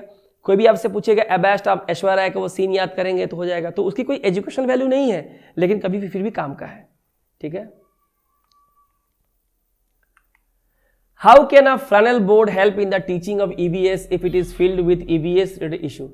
फ्लैनेल बोर्ड मैंने अभी थोड़ी देर पहले कहा था, एक ऐसा बोर्ड जहां पे एक स्टोरी को पढ़ाने के लिए, कहानियों को पढ़ाने के लिए पिक्चर्स के कटआउट वहां लगाए जाते हैं। तो ईवीएस में अगर ईवीएस रिलेटेड इश्यूज को फ्लैनेल बोर्ड से अगर हम पढ़ाते हैं तो इससे क्या फायदा होगा? ठीक है, तो इसका सही आंसर क्या होगा बताइए हमको। It encourages the habit of reading, it makes students aware of various aspects of ecology, it helps students to expand their vocabulary, it provides information about the current issues daily life। इसका answer होगा it makes students aware of various aspects of ecology। उन pictures को देख के बच्चे environmental studies में जो अलग अलग पहलू है उसके बारे में जान सकते हैं। If as an EVS teacher you want to teach about a volcano and its functions in your class, एक जो वोल्केनो है, ठीक है, के बारे में अगर आप क्लास में पढ़ाना चाहते हैं, ठीक है, तो तो इसके लावा जो निकलता है पहाड़ से, ठीक है, तो इसके लिए आप क्या इस्तेमाल करेंगे? तो वोल्केनो पढ़ाने के लिए तो कई जगह अपने स्कूलों में देखा हो कि बच्चे जो है वो फॉर्म वगैरह से इसके मॉडल्स को तैयार करके लाते हैं कि मॉडल के द्वारा जो है जो वोल्केनो है इसको आसानी से सिखाया जा सकता है। तो इसका सही आंसर होगा use an experimental model of volcano and explain it's physical aspects and function, कि हम एक मॉडल के जरिए दिखाया कि वोल्केनो कैसे इरप्ट होता है, ज्वालामुखी कैसे फटता है, उसके अलग अलग पहलू और उसके अलग अलग क्या क्या काम है। तो ये आंसर हो जाएगा। आगे है to describe various types and parts of a plant, a section was taught by using multimedia while the other section was taught through diagram drawn on the blackboard. Children of first section understood the concept better. This could be due to, मैंने class को 2 section में बांट दिया गया और हमें एक पौधे का जो अलग अलग पार्ट्स है ये पढ़ाना है। पहले वाले सेक्शन को मल्टीमीडिया ऑडियो विजुअल एड्स के द्वारा पढ़ाया गया, पौधों के अलग हिस्से को। दूसरे हिस्से को बस एक लेक्चर मेथड से टेक्स्ट बुक से पढ़ा दिया गया, ब्लैक बोर्ड पे डायग्राम ड्रॉ करके पढ़ा दिया गया। देखा गया कि पहला वाला सेक्शन जो मल्टीमीडिया से पढ़ा था वो बेटर समझा है। ऐसा क्यों है? बोलता है कि दे वर ब्राइट स्टूडेंट, नहीं, कोई जरूरी नहीं है। Black board is not a good visual add, बिल्कुल नहीं। क्यों? ब्लैक बोर्ड एक अच्छा विजुअल एड है। Audio visual ads engages all the senses for better retention. तो ऑडियो विजुअल एड जो मल्टीमीडिया का इस्तेमाल किया गया था पहले सेक्शन के बच्चों को पौधे के अलग अलग पार्ट्स समझाने के लिए, इससे बच्चों के सारे सेंस ऑर्गन बहुत ज्यादा एक्टिव हो जाते हैं और काम करना स्टार्ट करते हैं और चीजों को दृश्यम जब देखते हैं तो परमानेंटली वो आपके जहन में रहता है, उस बारे में लिख पाते हैं, आपको रॉट मेमोरी या उसको मेमोराइज करने की जरूरत बिल्कुल भी नहीं पड़ती। तो ये आंसर हो जाएगा। The skills required to read a map, map को पढ़ने के लिए जो कुशलता की जरूरत है उसमें क्या क्या शामिल है? उसमें क्या क्या शामिल है? इसका देखिए, आप सवाल है, इसका जवाब दीजिए। ठीक है, क्लास बहुत लंबा हो रहा है तो मैं छोटा करूंगा अब इसको। इसका क्या होगा सही आंसर? इसका सही आंसर होगा option number 2, ability to understand relative positions of places, distance and direction. ये मैप को पढ़ने के लिए बहुत अच्छी कुशलता है कि अलग अलग प्लेसेस के बीच रिलेटिव पोजीशन क्या है, डिस्टेंस क्या है और किस डायरेक्शन में है। The concept of seed germination can be taught best by, जो बीज अंकुरित होता है इसको पढ़ाने का सबसे अच्छा तरीका क्या होता है? ठीक है, बोला asking the students to perform an activity to sow seeds, observe different stages and draw them, कि बच्चों को बोलिए कि बीज बोइए और उसके अलग अलग जो स्टेजेस है उसको देखिए और ड्रॉ कीजिए। तो इसमें तो काफी दिन लग जाएंगे, ये बेस्ट तरीका नहीं है। शोइंग फोटोग्राफ से नहीं होगा। Showing germinated seeds to the class and explaining the process of germination, हाँ, क्लास में जो अंकुरित बीज होते हैं ना, अलग अलग पौधों के बीज जो अंकुरित हो चुके हैं, उनके सैंपल्स को लेके आप आसानी से जर्मिनेशन के प्रोसेस को समझा सकते हैं कि आफ्टर जर्मिनेशन चीजें होती कैसी हैं, बीज कैसे अंकुरित होता है। After the lunch break while teaching EVS you find that students are not taking interest in the lesson. बोलता है कि लंच ब्रेक के बाद जब आप ईवीएस पढ़ा रहे हैं तो देख रहे हैं कि बच्चे इस लेसन में उनका कोई रुचि नहीं है। व्हाट वुड यू डू, आप क्या करोगे? अब ऐसा होता है लंच ब्रेक के बाद तो आधे से ज्यादा स्टूडेंट को नींद आने लगती है और आपको पढ़ाना है ईवीएस, क्या करेंगे? कह रहे हैं बच्चों को बाहर ले जाए खेलने के लिए। Ask them to put their heads down और डेस्क एंड बोले कि सर नीचे करो, सो जाओ। Use audio visual aids based on multiple intelligences to make the lesson interesting. बस यही जवाब है, कुछ नहीं करना है। बोल रहे हैं टॉपिक चेंज कर दो, तो ये तो दूसरी बात है, पर मेन है ऑडियो विजुअल डिवाइस का इस्तेमाल कीजिए ताकि बच्चे काफी एक्टिव हो जाए। वो सुनेंगे नहीं पर देखेंगे जरूर। To make children aware of different kinds of fuel a teacher can. Fuel मैंने क्या होता है? ईंधन, जो अलग अलग तरह के जो ऑयल्स वगैरह होते हैं उसके बारे में अगर आपको पढ़ाना है और उन्हें अवेयर करना है, जागरूक करना है, तो टीचर को क्या करना चाहिए? बताइए इसका आंसर क्या होगा? आपके पास 4 ऑप्शन है। सैंपल देंगे, discuss with children about possible kinds of fuels that can be used for cooking along with a short film, show pictures, या ask children to list different fuels. नहीं, इसका सही आंसर जो होगा, जो प्रैक्टिकल है, वो होगा ऑप्शन नंबर 2। बच्चों के साथ डिस्कस करेंगे कि अलग अलग कौन से फ्यूल होते हैं जो उनके खाने में इस्तेमाल होते हैं, और उसके साथ साथ एक छोटी सी फिल्म भी दिखाएंगे जो ऑडियो विजुअल एड्स का रूप में काम करेंगे। हम लोग पढ़ ही रहे हैं TLM। In order to introduce the topic on nutrition in class more effectively teacher should. अगर न्यूट्रिशन यानी पोषण के ऊपर अगर आपको क्लास लेनी है तो आखिर क्या करें कि ये क्लास काफी इफेक्टिव हो जाए। न्यूट्रिशन यानी कि अलग अलग फूड में क्या क्या न्यूट्रिशन पोषण पदार्थ पाए जाते हैं। ठीक है, देख लीजिए और बताइए इसका ऑप्शन क्या। बहुत लोग कहते हैं कि सबको बोले कि भाई टिफिन बॉक्स खोलो और उसको देख के टीचर जो है एक्सप्लेन करेगा, तो ये बेस्ट तरीका नहीं है, प्रैक्टिकल नहीं है एक्चुअली ये। ठीक है, तो यहाँ पे क्या करेंगे? इसका सही आंसर होगा 3 number option. Give examples of different foods rich in nutrients. अलग अलग भोजन का उदाहरण देंगे और उसमें कौन कौन से न्यूट्रिएंट्स होते हैं, विटामिन A, B, C है कि नहीं, vitamin E, K, B1, B2, B12 किस में होते हैं, क्या खाने से क्या होता है, इसका आप एग्जाम्पल दे सकते हैं। The topic depletion of petroleum and coal, यानी कि पेट्रोलियम और कोयला जो खत्म हो रहा है, जो टॉपिक है वॉज टॉट, सिखाया जा रहा है टू सेक्शन A किसी क्लास का बाय यूजिंग मल्टीमीडिया कैप्सूल के द्वारा, जबकि सेक्शन B के स्टूडेंट को यही चीज सिर्फ डायग्राम बना के समझाई जा रही है ग्रीन बोर्ड पे। तो बाद में देखा गया कि जो सेक्शन B है जिसे केवल डायग्राम बना के समझाया जा रहा था, दैट स्टूडेंट सेक्शन A के understood topic to a better extent, कि सेक्शन A के स्टूडेंट जिनको मल्टीमीडिया के द्वारा समझाया जा रहा था वो इस कॉन्सेप्ट को अच्छा समझते हैं, बढ़िया से उन्होंने सीखा। This could be due to the reason, ऐसा क्यों हुआ? फिर वही चीज देखिए बार बार यहाँ पे आ रहा है। आंसर क्या होगा? Audio visual ads engage all the senses for better retention. Audio visual ads का जो इस्तेमाल करते हैं इससे हमारे आंख, नाक, कान, मुंह, त्वचा, psychomotor, gross motor, body movement सब कुछ पूरी तरह से इन्वॉल्व हो जाते हैं। A teacher uses audio visual ads and physical activities in her teaching because, एक शिक्षक अपने टीचिंग में ऑडियो विजुअल एड्स का भी इस्तेमाल करता है और फिजिकल एक्टिविटी भी करवाता है।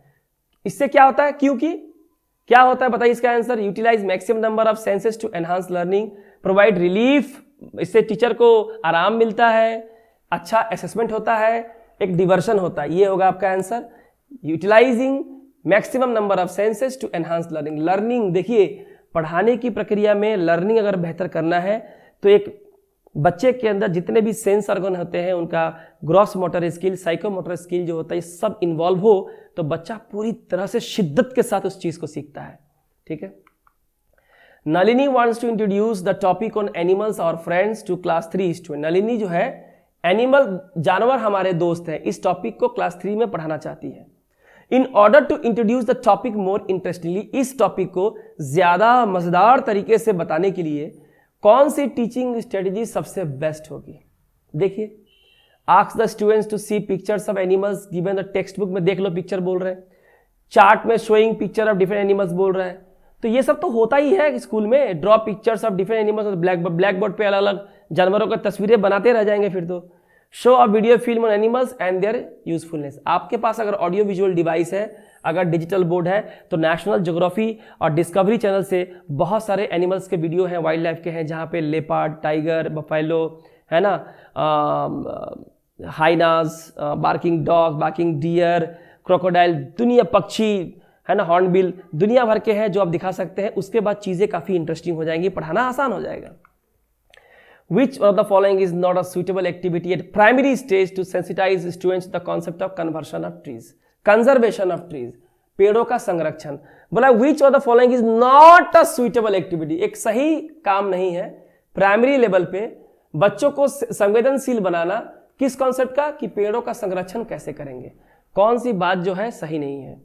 Organising a slogan writing competition on trees, encouraging every student to adopt a tree and look after, कि आप एक पेड़ लगाइए और उसका देखभाल कीजिए, अच्छी बात है, ठीक है। ऑर्गेनाइजिंग अ स्लोगन राइटिंग, बच्चों को अगर पेड़ों को बचाने के लिए स्लोगन लिखने के लिए बोलेंगे तो पेड़ों के महत्व को समझेंगे, ठीक है। अच्छा, ऑर्गेनाइजिंग अ पोस्टर मेकिंग कंपटीशन, ये भी सही है। कह रहा है कि बच्चों को ले जाइए और वो जगह दिखाइए जहाँ पेड़ों को काट के रखा गया है, लॉक्स इसको बोलते हैं, लठ को, तो इससे कोई फायदा नहीं होता है, ठीक है। इससे आप बच्चों को सेंसिटाइज नहीं कर सकते। While teaching the topic on water in her EVS classroom, पानी के बारे में पढ़ाना है। Anjali organises role play, role play का मतलब किरदार निभाना, करके दिखाना, पार्टिसिपेट करना, एक्टिव पार्टिसिपेशन करना। To on different sources of water and individual actions, और हम एज एन इंडिविजुअल पानी बचाने के लिए क्या कर सकते हैं, इसके लिए रोल प्ले कर रही है। ये एक्टिविटी जो है प्राइमरीली किस बात का उद्देश्य है, मतलब इसके पीछे क्या उद्देश्य है, रोल प्ले करना। एज अ इंडिविजुअल हम पानी को बचाने के लिए क्या कर सकते हैं घर में, बताइए। Improving social skills of students, breaking monotony in the process of learning, ensure active participation of students in the process of learning, बिल्कुल सही जवाब है। रोल प्ले का मतलब ही होता है कि बच्चों को पार्टिसिपेट करवाइए। जब बच्चे किसी टॉपिक को खुद जीते हैं, उस कैरेक्टर को निभाते निभाते, तो कभी नहीं भूलते, अच्छा डेमोन्स्ट्रेशन दे पाते हैं। Which material a teacher should opt as solute in practical analysis of topic solution, बोल रहे हैं कि अगर सॉल्यूशन में अगर आपको सोल्यूट बताना है जो घुल जाता है, तो इनमें से किसका इस्तेमाल करेंगे। ऑयल नहीं घुलता है, कोकोनट वाटर जो है नहीं है, सोल्यूट नहीं है, मरकरी भी नहीं है, सोडियम क्लोराइड यानी कि NaCl जो नमक होता है, ये आसानी से पानी में घुल जाता है, एक सोल्यूट है। और वाटर तो क्या है, सॉल्वेंट है। A science teacher divide 6 students in 3 group, एक विज्ञान के शिक्षक ने 6 स्टूडेंट्स को 3 ग्रुप में बांटा है। कह रहा है the member of first group tightly embracing each other, पहले ग्रुप के जो मेंबर है एक दूसरे को कस के पकड़े हुए हैं, सेकेंड ग्रुप जो है हाथ मिलाया हुआ है, और तीसरे ग्रुप के जो बच्चे हैं वो दूर दूर खड़े हैं। तो आखिर वो क्या दिखाना चाहते हैं, ये दिखाना चाहते हैं कि सॉलिड, लिक्विड और गैस का नेचर कैसा होता है। सॉलिड के मॉलिक्यूल आपस में जकड़े होते हैं, लिक्विड के मॉलिक्यूल हल्के खुले होते हैं, और जो गैस होते हैं वो दूर दूर होते हैं। ये बताने के लिए ऐसा किया है। रश्मि was taught the following steps not in sequence to be followed while preparing a question paper. Rashmi was taught the following step, नीचे कुछ स्टेप है क्वेश्चन पेपर बनाने का, कौन सा स्टेप हम लोग फॉलो करते हैं। देखिए, जब क्वेश्चन पेपर बनाते हैं तो सबसे पहले उसके डिजाइन को तैयार करते हैं। डिजाइन तैयार हो जाए तो उसकी ब्लूप्रिंट तैयार होती है। उसके बाद हम लोग क्वेश्चन लिखते हैं, और लिखने के बाद कुछ गलती है तो उसको एडिट करते हैं। तो हमारा आंसर होगा 2 4 1 3, 2 4 1 3। कहाँ पे है 2 4, ये 3 होगा, ये वाला क्या होगा 3 होगा, ये हमारा आंसर हो जाएगा। Asking the question, how will our life get affected if there were no electricity for a month? Aim set, कह रहे अगर आप ये सवाल पूछते हैं कि अगर 1 महीने के लिए बिजली ना हो तो इससे हमारा जीवन कैसे प्रभावित होगा, ये सवाल पूछने के पीछे का उद्देश्य क्या है। Sensitizing the students on using electricity judiciously, हाँ बात तो सही है। Assessing the students on source of electricity, promoting imaginative and thinking skills of students, assessing students on their general awareness। देखिए, जब आप कोई सवाल पूछते हैं जहाँ पे ये सवाल है कि 1 महीना अगर बिजली ना हो तो इससे हमारा जीवन कैसे इफेक्ट होगा, तो पता है आप बच्चों को क्या कह रहे हैं, बच्चों को इमेजिन करने के लिए बोल रहे हैं कि मान लो कि 1 महीना के लिए बिजली नहीं है, क्या होगा आपके जीवन में।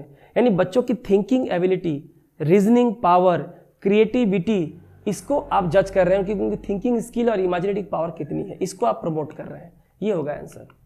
Shalini wants to introduce the topic on nutrition into her class 5 student. Class 5 के बच्चों को शालिनी न्यूट्रिशन पढ़ाना चाहती है। शी शुड, सेम चीज़ें हैं, तो इसमें जो टिफिन वाला बॉक्स है तो आंसर हमारा नहीं होगा, डायग्राम भी नहीं होगा, ठीक है, और चार्ट भी नहीं होगा। हमारा आंसर होगा ये वाला, give examples of different foods rich in nutrients. अलग अलग पोषक पदार्थ के जो अलग अलग भोजन होते हैं उसका आपको एग्जांपल देना होगा। Which one of the following strategies seems most appropriate for teaching maps to primary graders. जो प्राइमरी के बच्चे होते हैं उन्हें अगर मैप अगर पढ़ाना हो तो कौन सा स्ट्रेटेजी सबसे सही अप्रोप्रिएट है, ये बताइए। इसका जो सही आंसर होगा वो होगा 4 number, facilitate learners to construct maps of their immediate surroundings by using their own symbol, focusing on relative position and direction thing. उन्हें कहिए कि आपके घर के आसपास आप जो भी देखते हैं उनकी लोकेशन, आपका घर किस दिशा में है, बगल में कौन है, रास्ता कहाँ है, और अपने हिसाब से कोई भी सिंबल देके आप मैप बना लीजिए। इससे क्या होगा, बच्चा का जो थिंकिंग पावर है और जो इमेजिनेटिव स्किल है, जो इमेजिनेशन है, वो काफी डेवलप हो जाएगा। बच्चे कैसे भी बनाए। A teacher has to teach about cultural diversity in food in our country to class 4 student. Cultural diversity, सांस्कृतिक भिन्नता है हमारे देश में, ये क्लास 4 में आपको पढ़ाना है। तो कौन सा बेस्ट तरीका है बताइए, क्या होगा। पहला बोला है फ्लैश कार्ड, तो पहले आउट हो जाएगा। Give a project to students about different kinds of food taken by the people of various states in our country. ठीक है, कल्चरल डाइवर्सिटी इन फूड यानी खाना बहुत अलग अलग है अलग अलग राज्यों का। ठीक है, तो इसका सही आंसर आपने किया। इसका सही आंसर होगा ये वाला। आप बच्चों को प्रोजेक्ट दे दें, स्कूलों में तो प्रोजेक्ट दिया जाता है, प्रोजेक्ट पे अलग से मार्क्स होते हैं। प्रोजेक्ट क्या होता है, जहां पे आपको डायरेक्ट आंसर नहीं है, आपको आंसर एक्सप्लोर करना पड़ता है, खोजना पड़ता है। तो ऐसा प्रोजेक्ट देंगे तो अलग अलग हमारे देश के अलग राज्यों में कहाँ पे कौन सा खाना खाते हैं। गुजरात में डोसा है, सॉरी गुजरात में जो है ऊंधिया है, साउथ में डोसा है, बंगाल में झोल भात है कि नहीं, इस तरह का। पंजाब में घी रोटी है, ठीक है, बिहार का सत्तू है। A teacher ask every child to use some waste material from their homes and make something useful out of it. Teacher ने हर एक बच्चे से कहा कि जो घर में आपका जो कुछ वेस्ट मटेरियल है उसको लेके कुछ उपयोगी चीज बनाइए उस वेस्ट मटेरियल से। The pedagogical intention of teacher is not to. इसके पीछे टीचर का कौन सा पेडागोजिकल लक्ष्य नहीं है। 3 होगा, 1 नहीं होगा। ठीक है, देखिए पहला है organise an exhibition of best articles made out of waste, जज द बेस्ट स्टूडेंट, ये होगा हमारा आंसर। ये करने के पीछे ये थोड़े ना है कि आप सबसे बेस्ट स्टूडेंट कौन है ये ढूंढना चाहते हैं। आप एग्जीबिशन कर सकते हैं सबसे अच्छा कौन बनाया, ठीक है, बच्चों के अंदर क्रिएटिविटी ला सकते हैं और बच्चों को ये अंडरस्टैंड कर सकते हैं कि किस तरह से जो वेस्ट है उसको रिसाइकिल करेंगे, रीयूज करेंगे और उसको रिड्यूस करेंगे। इसके पीछे तो यही तो पर्पस था। तो ये तीनों आंसर होगा वो गलत हो जाएगा। A teacher of class 4 told her student, class 4 के एक शिक्षक ने अपने छात्रों से कहा, ask some old people if there were plants they had seen when they were young but are not seen these days. कि जाओ अपने घर के बुजुर्गों से पूछो कि आप जब जवान थे उस समय आपने जिन पेड़ों को देखा था क्या वो पेड़ क्या आज दिखते हैं कि नहीं दिखते हैं, सवाल पूछो। तो which of the following skills is not likely to be assessed by asking this question. तो ये सवाल पूछ के आखिर आप किस स्किल्स को एसेस नहीं करना चाहते हैं। ठीक है, इसका आंसर होगा हमारा क्वेश्चनिंग। डिस्कशन हो सकता है, एक्सप्रेशन हो सकता है, एक्सपेरिमेंटेशन हो सकता है, क्वेश्चनिंग नहीं है। मेरे ख्याल से ये लास्ट सवाल है। A teacher took up plants as the theme to teach class 4 student. एक टीचर ने एक पौधा लिया है क्लास 4 को पढ़ाने के लिए। She provide the following learning opportunities, और यहाँ पे कुछ लर्निंग अपॉर्चुनिटीज दिए गए हैं। इस सवाल को आप देखें, ये आज के EVS पेडागोजी का लेसन टीचिंग लर्निंग मटेरियल जो है, टीचिंग लर्निंग एड्स जो है, इसका अंतिम सवाल है और ये आपके लिए क्या है, होमवर्क है। क्वेश्चन नंबर 67 आपका होमवर्क है। मैं चाहता हूं कि इस सवाल का जवाब आप मुझे कमेंट बॉक्स में लिख के बताएं कि इस सवाल का जवाब होगा। मुझे पूरी उम्मीद है कि आज की ये वीडियो टीचिंग लर्निंग मटेरियल पे, टीचिंग लर्निंग एड्स पे जो EVS पेडागोजी का एक लेसन है उस पर मैं जितना क्वेश्चन हो सका मैंने आपको करा दिया। मुझे पूरी उम्मीद है कि आपको आज का सेशन बहुत अच्छा लगा होगा और समझ में आया होगा। मैंने अपनी तरफ से पूरी कोशिश की, पूरी ईमानदारी से। अगर आपको अच्छा लगा हो तो एक बार लाइक ज़रूर कर दें। नैतिक जिम्मेदारी है कि आप बाकी से भी शेयर करें, ताकि अगर आपको आज ये यहाँ काबिल एकेडमी का प्लेटफॉर्म अच्छा लग रहा है तो हम चाहेंगे कि हमारा ये परिवार पूरे देश में फैले। ठीक है, इसमें आपकी भी जिम्मेदारी है और आपकी भागीदारी है और आपके प्यार और स्नेह के बिना ये नहीं हो सकता है। तो वीडियो को लाइक शेयर करना ना भूलें, सब्सक्राइब कर ले अगर नए हैं। अब बेल नोटिफिकेशन प्रेस करें ताकि एग्जाम्स के पहले हर क्लास की नोटिफिकेशन आपको मिल जाए। और आपसे अगले वीडियो में दोबारा मुझसे मुलाकात होगी। तब तक आप सब अपना रखें पूरा ख्याल। Thank you.